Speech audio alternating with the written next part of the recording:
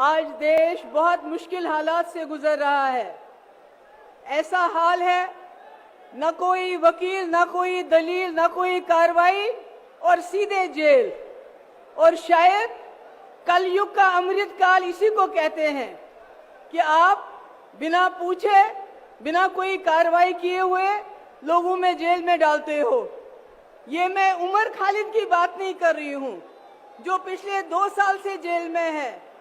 मैं सिद्दीक कपन की बात नहीं कर रही हूँ, मैं मोहम्मद जुबैर की बात नहीं कर रही हूँ, मैं आपके चुने हुए नुमाइंदों की बात कर रही हूँ जिनको आप लोग वोट डाल के एमएलए बनाते हैं, लोकसभा मेंबर बनाते हैं, चीफ मिनिस्टर बनाते हैं, मिनिस्टर बनाते हैं।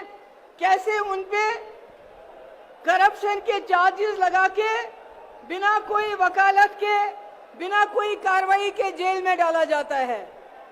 हमारे लिए ये कोई अचंभे की बात नहीं है। हमने जम्मू कश्मीर में पिछले 5 साल से यही देखा है।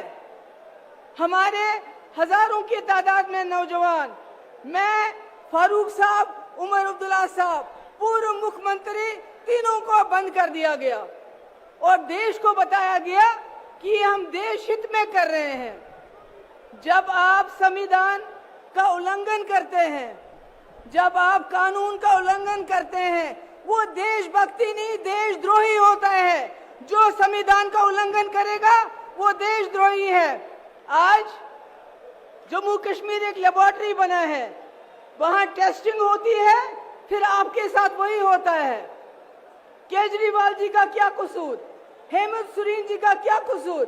अगर वो बीजेपी में चले जाएंगे केजरीवाल, तो ये सारे मीडिया के लोग जो पिछले कई दिनों से करप्शन करप्शन करप्शन केजरीवाल कहते हैं, तो ये कहना शुरू करेंगे कि केजरीवाल जैसा कट्टर ईमानदार कोई नहीं है। सिर्फ बात यह है कि केजरीवाल यहां से उठ के बीजेपी में चले जाएं। केजरीवाल का क्या कसूर? उन्होंने गरीबों के बच्चों के लिए स्कूल अच्छे अच्छे बनाए जहां से डॉक्टर, इंजीनियर, लॉयर, टीचर निकलेंगे। उन्होंने लोगों को मुफ्त बिजली दी, मुफ्त पानी दिया, अस्पताल बनाए, बसेस की मुफ्त। मगर इनको तकलीफ है, इनको इस परिवार से तकलीफ है। ये जो परिवार आप देख रहे हैं, इनको परिवारवाद से तकलीफ नहीं है। अगर परिवारवाद से तकलीफ होती तो ज्योतिरादित्य सिंधिया को नहीं लेते। अगर परिवारवाद से तकलीफ होती तो जतिन प्रसादा को नहीं लेते, मिलन देवरा को नहीं लेते, राजनाथ सिंह का बेटा पॉलिटिक्स में नहीं होता। इनको तकलीफ है अगर आज भी आदित्य ठाकरे जी बीजेपी में चले जाते हैं तो फिर परिवारवाद नहीं है। इनको एक परिवार से सबसे ज्यादा तकलीफ है, और वो परिवार जिसने इस देश के लिए जेल में गए, कुर्बानियां दी, इस देश को बनाया। गांधी नेहरू उस परिवार की बात करते हैं। अरे मैं कहती हूँ ऐसे और परिवार पैदा हुए होने चाहिए थे। आज देश जो हमारा चांद्रयान पे पहुंचा, चांद पे पहुंचा, शायद कहीं और पहुंच गया होता। इनका क्या काम है? इनका काम है, इन्होंने कहा, हम सवाल पूछते हैं, आपने कहा 2 करोड़ नौकरियां देंगे, नौकरियां नहीं दी, बल्कि यहाँ के नौजवानों के हाथों में लाठी दी, जबान पे नारा दिया, कभी देश का कभी धर्म का, बोला जाओ मारो, लिंच करो, शक्ल देखो, क्या खाता है, क्या पहनता है, दाढ़ी कितनी लंबी है।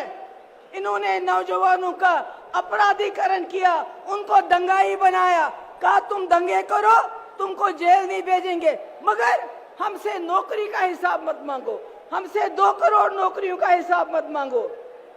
इन्होंने भ्रष्टाचार का इल्जाम हम पे लगाया।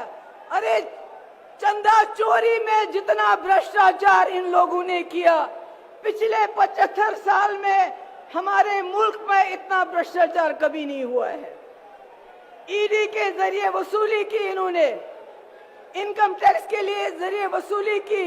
ये सबसे भ्रष्ट सरकार है। आज हम यहाँ पर इसलिए जमा नहीं है कि हमने केजरीवाल जी को, अपोजिशन को बचाना है, नहीं। आज हम संविधान को बचाने के लिए यहाँ हैं। उस संविधान को जिसने आपको वोट दिया है, उस वोट से जिससे आप अपनी सरकार चुनते हैं, अगर आज आप नहीं जागे तो आपके वोट की कोई कीमत नहीं हुई। ये पहली बार हो रहा है हिंदुस्तान में, इलेक्शन से पहले ही इलेक्शन को रिग किया जाता है अपोजिशन को जेल में डाल के। मेरी आखिर में आप सबसे गुजारिश है, हमारे इंडिया अलायंस के पास टीवी नहीं है, अखबार नहीं है, फेसबुक नहीं है, यूट्यूब नहीं है, इनके पास सब कुछ है, गोदी मोदी सारा मीडिया। इसलिए मेरी आपसे गुजारिश है, हमारा मीडिया, हमारा अखबार, हमारा फेसबुक आप लोग हो, आप लोगों को जाके लोगों को समझाना पड़ेगा कि केजरीवाल जी हो, हेमंत सोरेन जी हो या कोई और हो, वो जेल में इसलिए है, वो संविधान को बचाना चाहते हैं, आपके वोट को बचाना चाहते हैं। बहुत बहुत